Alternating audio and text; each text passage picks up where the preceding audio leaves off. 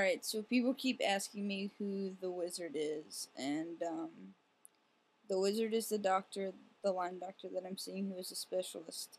He is one of the top 8 in the country, and luckily for us, he is very, very close by, about an hour and a half. He moved out of our state, North Carolina, into South Carolina because his procedures aren't, well, real Lyme protocol as far as to get people better isn't approved by the CDC.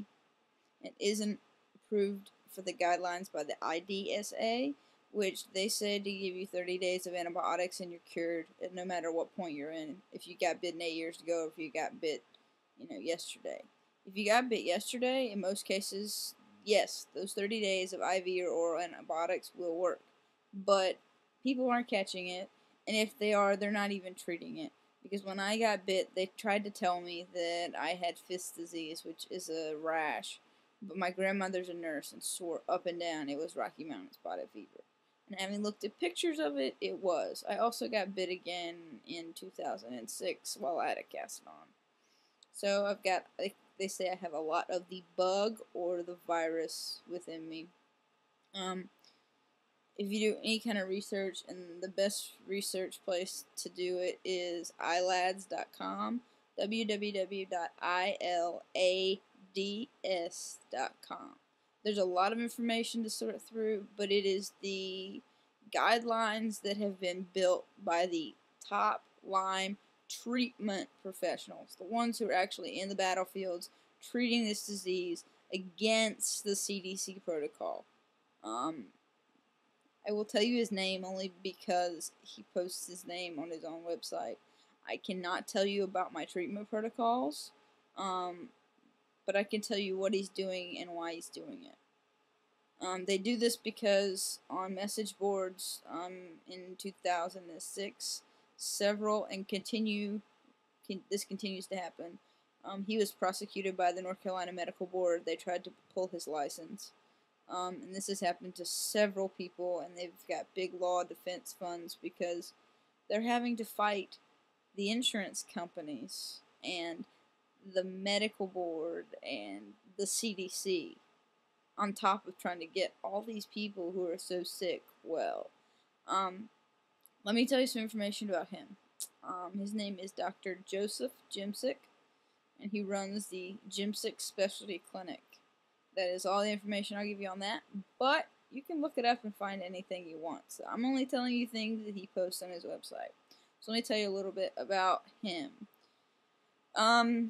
He began as a young doctor in Charlotte, North Carolina, and he spent literally 20 years working in HIV and AIDS.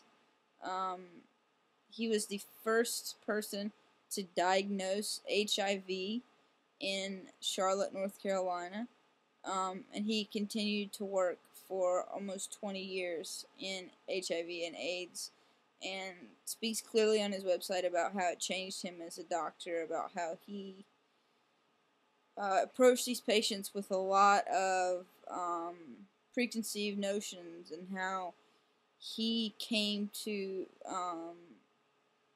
just understand how not only gays and lesbians, but just how terrible this process is, this slow dying process. And he talks about a lot on his website about how he learned a lot about humanity very quickly as a young doctor. He's won many awards. His office is stacked full of awards that he's been given. He's given the Governor's Award in North Carolina for HIV/AIDS work, and he was also given an award at World AIDS Day. He's had some media coverage, and in 2003 he founded the Jimsick Project, which assists people with HIV and AIDS with support services to improve the health and quality of life and to prevent the spread of HIV. Well, if you just stop there, he's done quite a lot already. He's already made such an amazing impact on the world of HIV and AIDS. And he kept having these people come to him with Lyme. and he didn't know what it was. Didn't know anything about it. He was treating HIV and AIDS patients, and he kept having them come so often that eventually he realized the medical necessity to see these patients, and he began to see them, and has been practicing um, for the past 8 years, specifically for Lyme. And he doesn't refer to it as Lyme disease, but as LBC. It's the Lyme borreliosis complex. I'm sorry, I have trouble reading, but it's basically the name of the bacteria. So he's been doing that for quite some time. People say it doesn't exist in North Carolina. Again, he posts all this information on his website about Lyme, a brief overview, an extensive overview, all of that stuff. And there's some really great information talking about where Lyme is located. He posts his medical remarks in July 2006 that he made to the North Carolina Medical Board in his final appearance. And having read that and having met him, it's a very, very, very well worded speech, but it definitely gets to the heart of what he is and what he's about, and how passionate he is about making sure these people get the help they need. And he fights to make people understand that it's chronic. He started, he's one of the 8 doctors that started the ILADS website, which is the guidelines, and he's the treasurer, I think, currently.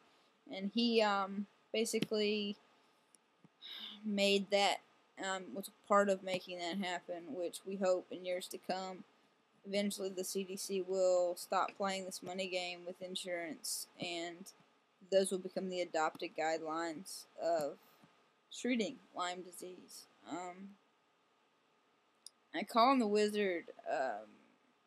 It's just something I made up, and then I told Jackie, "Oh, that's just what I call him." And for so many reasons, and it's weird because I'm one of those people that can look into something way deep, and then I can pretend like I only know the surface. If you take in the version of the Wizard of Oz, it's a long journey to get to the wizard, and for so many people, it has been. There are people that see him that come from Europe, all the way across the country, which California has really great Lyme doctors, and to come across the country or from any state or from the Netherlands is a pretty big journey. Not counting the journey of how long these people have been sick. My journey's been 8 years. We only drive an hour and a half, but it's been a journey. And when you get to see him, he kind of tells you what you already know. Because most of the patients who have Lyme are very well read and very well researched, and he doesn't talk to you like you're an infant or you don't understand. He uses high medical terminology, but I understand it, and it helps make things more detailed as far as what I understand. But he tells you what you already know. You already know it's going to be a long road ahead. You already know he's a passionate doctor. You already know that it's going to be a fight.